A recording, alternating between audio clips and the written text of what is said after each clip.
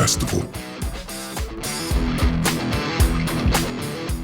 You are listening to SGFR, podcast radio for the festival. Now broadcasting highlights and top picks, your tasty, tantalizing tease for this coming year.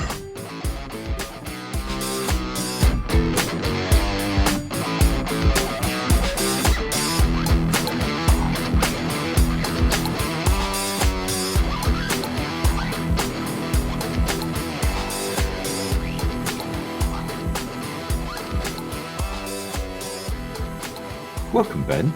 You're in the interview suite here at the Strange Games Festival Radio, and it's great to have Ben here. He's coming in from Play Culture. They're joining us at the festival this year. Ben, it's been great looking at your website and looking at some of your YouTube stuff around SeekTag in particular. Have I been looking in the right place? What are you bringing to the festival? Yeah, thank you for having us. Yeah, so we are creating outdoor games designed specifically for adult brains. Yes. And what that means is that a lot of games that adults end up playing outside are kids' games, which are usually directly competitive and they're often physical-only games. So we ended up asking the question, well, what would happen if you tried to design games specifically for adults, outdoor physical games? And adults usually want a little bit more of a tactical approach, more of a social approach, the kind of stuff where you can respond to what other people are doing and try crazy things and see if they work, as opposed to a game that turns over in seconds like Tag, where it's just can you catch me back kind of thing. Yeah. So that was our original starting point for Play Culture, and it's grown into this small collection of games, the first of which was SeekTag, which is really just an attempt to upgrade hide and seek and bring it to a point where it can be a large scale arena style game that you probably have found this on YouTube. We actually have made a SeekTag league and have done sort of game streaming style coverage of, with multiple teams with cameras on their heads. Yeah. And that kind of thing. Is that what you found? Yes, it is. And it was great to watch. I love the kind of commentary. I love in-game perspectives. It made me think of a laser tag, but in a much more non-shooty, more photographic safari kind of a way. Yeah, absolutely. It's like surveillance art, really, isn't it? Like trying to see someone and not get seen is a very difficult challenge. That's what's at the core of SeekTag. But also, of course, it turns an urban or open natural space into an arena. And you start looking at the space differently and thinking, well, hang on a second, this area is really overpowered, or you know, this is an area that I'll use in this scenario or whatever. Yeah. You have other versions around Zombies, Pirate Gold. Yeah, so we have 3 games currently. We have plans to create more, but at the moment, that's our slate. So we've got SeekTag, Zombies, and Pirate Gold. SeekTag is hide and seek with everyone wearing a number, and if you can see someone's number and you don't get seen by them, then you get 5 points. We do short games of that of about sort of 15 or so minutes. Zombies is a large-scale infection-based tag game. Yeah. So this is all using an app, by the way. So we have the Play Culture app that supports these games, allows everyone to see the same information and be in the same game. So with Zombies, we actually use Bluetooth on your device to detect whether you've been infected. So Zombies can broadcast an infection signal. So that basically starts with one person or 2 people being zombies and everyone else is survivors. The survivors have health that will constantly run down, and you have to try and visit health zones to charge up your health. So you can't just hide or run away. You have to be, on the move. Trying to survive and obviously avoiding zombies. If you die, then you join the zombies and you join the hunt. So that escalates as it gets into the late game. And then Pirate Gold is probably our most out there game. It's something we've been struggling to describe adequately. So far we're going with something along the lines of a competitive urban pirate league. Or something like that. Yeah. But basically, what we're trying to do is encourage people to do piratey behavior, which of course involves murdering your friends, burying and retrieving gold from secret locations, trading as well, and we're actually going to be bringing in some new mechanic. But the murdering is done with pool noodles, which are stand-ins for our swords and knives. Right. Okay. You can it's done in the traditional manner after that, but Yeah. you can buy these from trading posts. Yeah. So if you have gold, of course, then you can choose to buy weaponry, or you can buy other things too. And you can trade with other players and you can team up. But really, the goal of the game is to, inverted commas, leave the island. So the idea is that everybody is on this kind of treasure island, and it's a race to gather as much gold as you can, and then try to basically board a boat with up to 8 teammates and leave. But the thing is, you need a boat to leave. Yeah. So boats become, especially towards the end, boats become extremely valuable. And not all boats have the full number of seats either. Right. So as you can imagine, socially, this leads to a lot of backstabbing and sudden betrayal and all sorts of fun stuff into the end of the game, where people start having a lot of, vengeful streaks. Yeah. Because they've been, working with a team the whole time, and then they don't make it onto the boat, and they suddenly have to try and find a second solution to get off the island.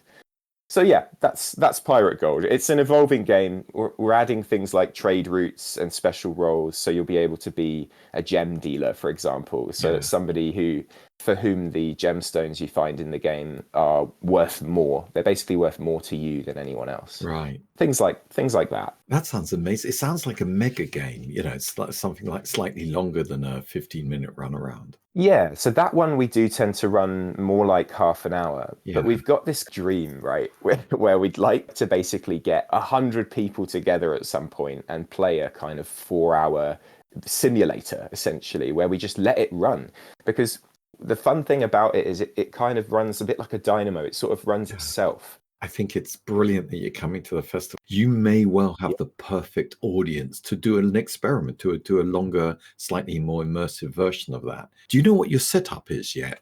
Do you know how you're running them? Yeah, so we'll have a stall in the village square. We have the sign up table in the village square, where we'll be putting a board up with a list of when we're starting each of the different things we're running. Yes. And then from there we'll go out and move to a sort of game base where we'll start and end the various games from.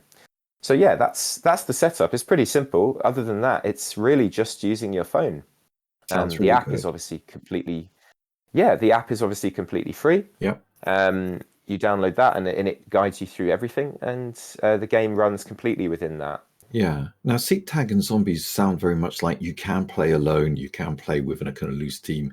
Is the Pirate Go thing, are you accepting teams? Absolutely, yeah. In fact, with Seek Tag, it's usually alone or pairs. Right. Now, with Pirates, it's really up to you to decide how big a gang you want to assemble.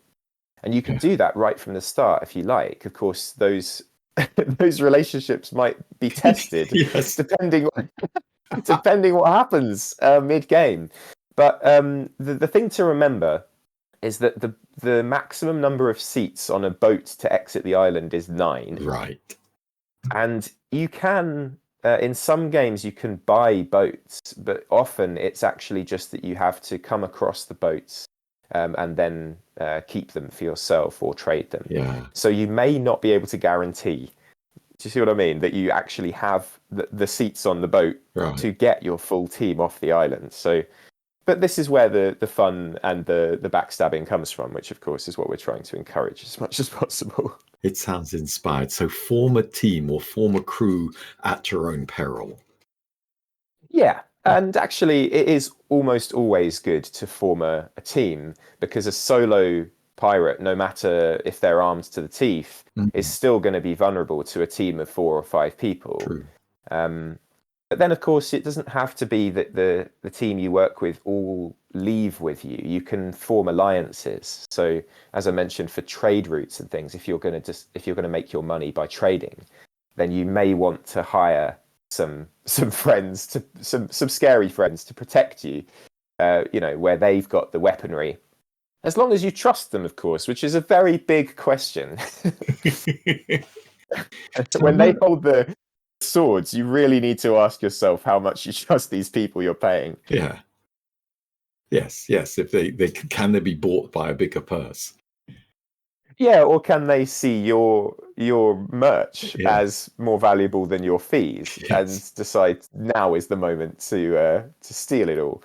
So you need to pay them fairly, I would say. Hmm. It's a good advice in general. Hmm. So it's a lovely opportunity to make friends and build trust. I like the sound of that. So That's one way to read it, yeah. Another way would be don't ever trust anybody.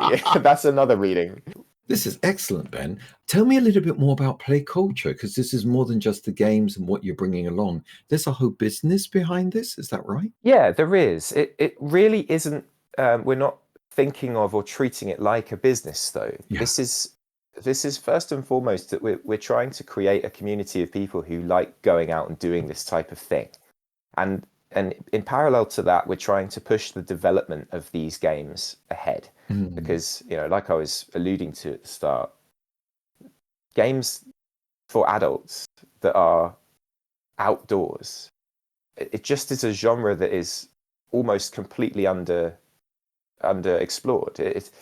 I really am not seeing almost anything else. I think the nearest thing is you see sort of treasure hunt style experiences in London, for example, which is fine. And it's more of a one-hit type thing where obviously once you've solved the clues, you're done. You've used it up, like an escape room. Yes.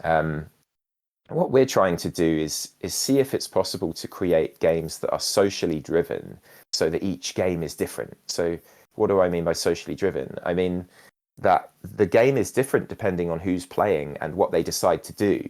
And another way to think about that is that it's different depending on what tactics people can come up with. So there's an ever-evolving arms race in the game to find out, what works and come up with crazy new strategies.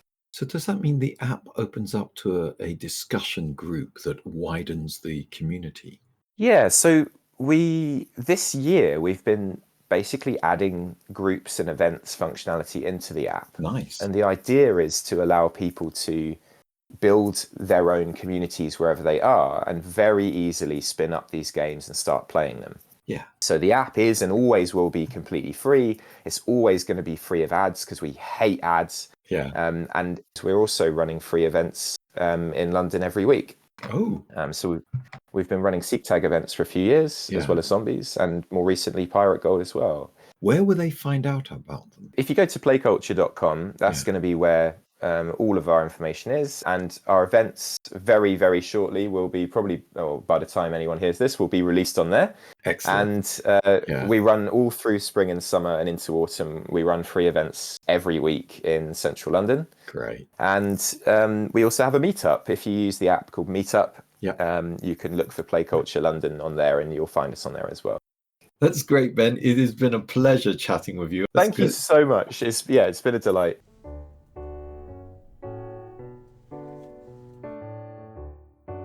You've been listening to SGFR, the podcast radio channel for the Strange Games Festival. This season's hosts have been James, Laura, Andy, and Craig. And if you'd like to come on the show, message us on the Festival Radio channel on the Strange Games Festival Discord server.